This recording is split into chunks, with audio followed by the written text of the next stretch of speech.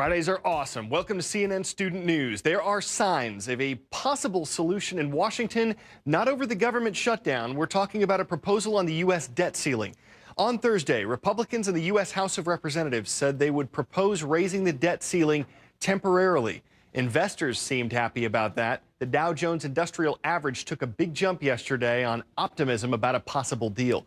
But there are a few things to keep in mind. First, this is a proposal. It would have to be passed by both houses of Congress and signed by the president.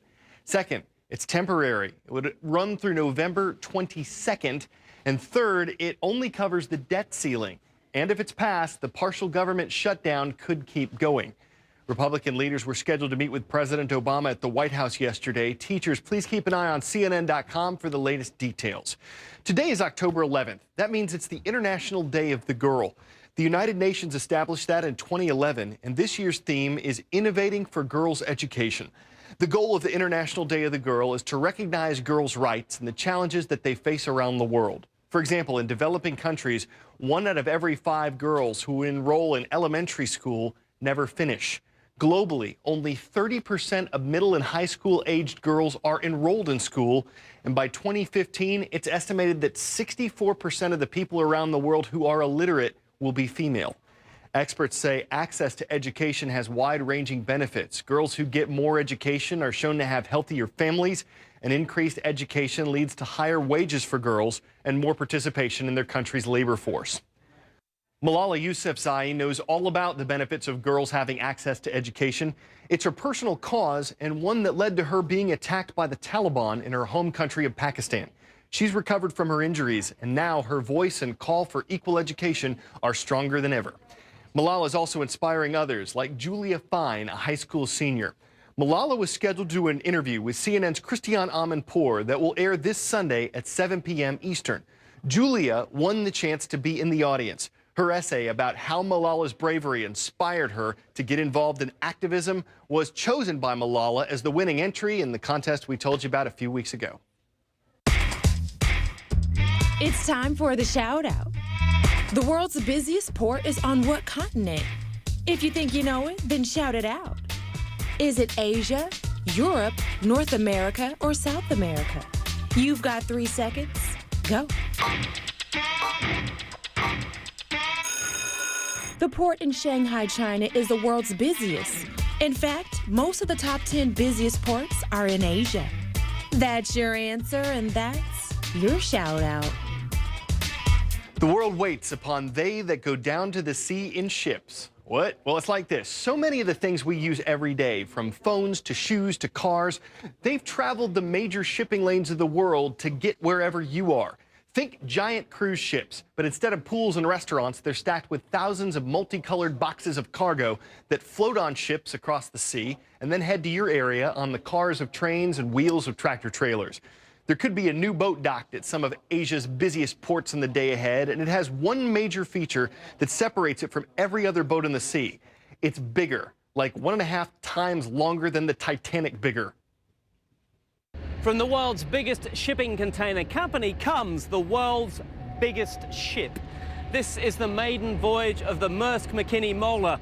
It's a monster. From where I'm standing here, next to the bow, to the propellers at the far end is 400 meters. And when this ship is fully laden, it's 20 stories high. And Maersk is taking a big bet that big is indeed beautiful.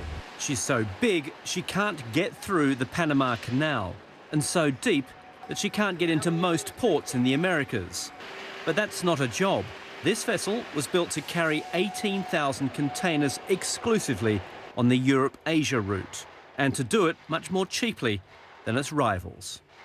Apart from the overall size of this vessel, Maersk says this is the real game changer. This is one of 2 43,000 horsepower engines which drive twin propellers, but they drive those propellers at a much slower rate, which means it cuts the fuel bill by about 1/3, and it also means that these engines pump out about half the level of emissions that normal engines do. It means that she's slightly slower than her smaller rivals, but the payoff is worth it, says Maersk. Cheaper fuel costs, of course, means cheaper freight, and Maersk says to actually ship One of these containers from Asia to Europe, or Europe to Asia, is about half as much as average. Maersk has 20 on order, a near $2 billion bet on its future. Right now, though, it's struggling to fill this mammoth as the sluggish global economy slows world trade. Without a pickup in trade, big profits may be elusive. Not everything on this ship is big, though. If I want to steer the world's biggest vessel, I've got a joystick to do that. And here it is. Andrew Stevens, CNN aboard the Maersk McKinley Moller, Hong Kong. CNN heroes, ordinary people who make a difference in their communities. The top 10 were just announced, and the winner will be named at an all-star tribute in December. If you're 13 or older, you can go to the CNN Heroes link in the resources box of our homepage to find out how to vote for the CNN Hero of the Year. Meantime, here's a look at the top 10. From Statesville, North Carolina, Dale Beatty. After losing his legs in the Iraq War, he was embraced by his hometown, and then he decided to pay it forward. Today, he's modified or helped provide homes to more than 24 disabled veterans. From Berkeley, California, Dr. Laura Stachel uses solar power to help healthcare workers deliver babies safely. Very, very nice. Since 2009, her solar suitcases have helped save lives in more than 20 countries. Isn't that beautiful? From Trenton, New Jersey, Danielle Glito. She's a fairy godmother for foster children across the U.S. Since 2009, she's made thousands of their wishes come true. How are you, Glass? From Nairobi, Kenya, to Kenya Nataya. She made great sacrifices to get an education. Now she's opened the first primary school for girls in her village, where she's educating and inspiring more than 150 young women. Come on, go all the way to the end. From Camden, New Jersey, to Wanda Jones. In one of the poorest cities in the country, her drill team provides discipline and inspiration to children of all ages. 4,000 of her students have graduated from high school, a 100% success rate. You guys ready? Yeah! From East Moline, Illinois, Chad Pregracki. He's made it his life's work to keep America's rivers clean. Since 1998, his team has removed more than 7 million pounds of garbage from 22 waterways across the country. All right, let's get on board Estella's Brilliant Bus. From West Palm Beach, Florida, Estella Pyfrom. The 76-year-old grandmother poured her retirement savings into a mobile computer lab. Now she's bringing technology and tutoring to more than 2,000 low-income children and adults. Ready to go? All right. From San Diego, California, Richard Naris. He lost his son to leukemia, and now he's helping low-income children get to their cancer treatments, giving them more than 2,500 free rides a year. From Yaoundé, Cameroon, Dr. George Bwele. Nearly every weekend, he travels into the jungle, bringing surgery to those in need. Since 2008, his team has helped 32,000 people for free. These are heirloom tomatoes over here. And from Charlotte, North Carolina, Robin Emmons. Since 2008, she's grown more than 26,000 pounds of fresh produce for underserved residents in her community.